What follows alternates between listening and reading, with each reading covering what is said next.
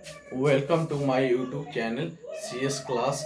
आज हम हिस्ट्री को डिस्कस करेंगे। आज का हम लोग का नया टॉपिक रहेगा गुप्त साम्राज्य। गुप्त साम्राज्य पढ़ेंगे। अच्छा लगे तो लाइक शेयर सब्सक्राइब करें। देखेंगे गुप्त साम्राज्य का उदय 3वीं शताब्दी के अंत में प्रयाग के निकट कौशाम्बी में हुआ।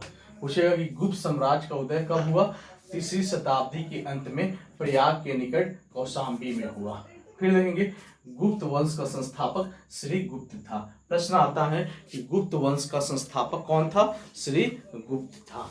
फिर देखेंगे गुप्त वंश का प्रथम महान सम्राट चंद्रगुप्त प्रथम था।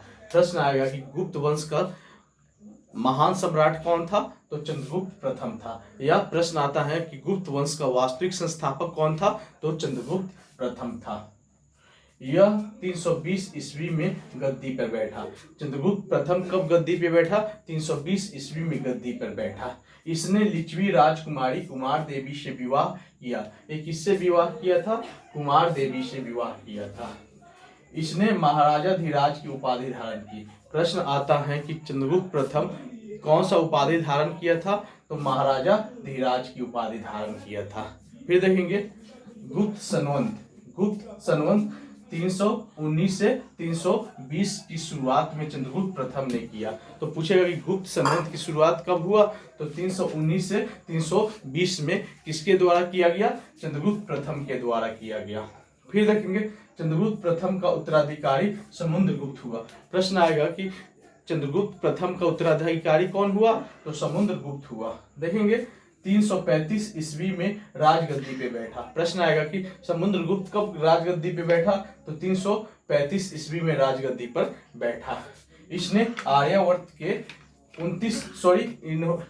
आर्यावर्त के 9 शासक और दक्षिणावर्त के 12 शासक को पराजित किया। तो हम देखेंगे समुद्रगुप्त क्या किया था कि आर्यावर्त के 9 शासक और दक्षिणवर्त के 12 शासक को पराजित किया। इसी विजय के कारण इन्हें भारत का नेपोलियन कहा जाता है। तो प्रश्न आता है कि समुद्रगुप्त को क्या कहा जाता है? तो भारत का नेपोलियन कहा जाता है। नेपोलियन कहा जाता है। फिर देखेंगे समुद्रगुप्त का दरबारी कवि हरिसेन था। प्रश्न आएगा कि समुद्रगुप्त का दरबारी कवि कौन था? हरिसेन था। फिर देखेंगे हरिसेन मतलब हरिसेन द्वारा क्या किया गया? इलाहाबाद के प्रशस्ति लेख की रचना की गई। तो किसके द्वारा प्रयाग प्रशस्ति की रचना की गई? हरिसेन के द्वारा किया गया। फिर देखेंगे समुद्रगुप्त विष्णु का उपासक था। प्रश्न आएगा कि समुद्रगुप्त किसका उपासक था? तो विष्णु भगवान का उपासक था। समुद्रगुप्त संगीत प्रेमी था। प्रश्न आता है कि समुद्रगुप्त क्या था? तो संगीत का प्रेमी था।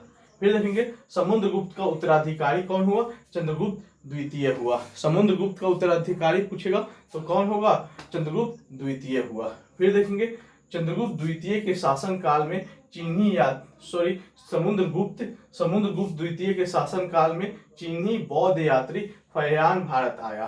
पूछेगा किसके शासन काल में चीनी यात्री फयान भारत आया? तो क्या लिखेंगे? चंद्रगुप्त द्वितीय के शासन काल में। देखेंगे शकों पे विजय के उपलक्ष्य में चंद्रगुप्त द्वितीय ने चांदी के सिक्के चलाया। तो देखेंगे शकों के विजय के उपलक्ष्य में चंद्रगुप्त द्वितीय ने किस चीज का सिक्का चलाया? चांदी का सिक्का चलाया। फिर आगे हम देखेंगे चंद्रगुप्त द्वितीय के उत्तराधिकारी कुमारगुप्त हुआ। प्रश्न आता है कि चंद्रगुप्त द्वितीय का उत्तराधिकारी कौन हुआ? तो कुमारगुप्त हुआ। फिर देखेंगे कुमारगुप्त के बारे में देखेंगे नालंदा विश्वविद्यालय की स्थापना कुमारगुप्त के द्वारा किया गया। प्रश्न आता है कि नालंदा विश्वविद्यालय की स्थापना किसके द्वारा किया गया? तो क्या लिखेंगे? कुमारगुप्त के द्वारा किया गया। कुमारगुप्त का उत्तराधिकारी स्कंदगुप्त हुआ। कुमारगुप्त का उत्तराधिकारी स्कंदगुप्त हुआ। स्कंदगुप्त के शासन काल में हुर्नों का आक्रमण हुआ। मतलब पूछेगा कि किसके शासन काल में हुर्नों का आक्रमण हुआ? तो स्कंदगुप्त के शासन काल में हुर्नों का आक्रमण हुआ। फिर देखेंगे अंतिम गुप्त शासक कौन बना?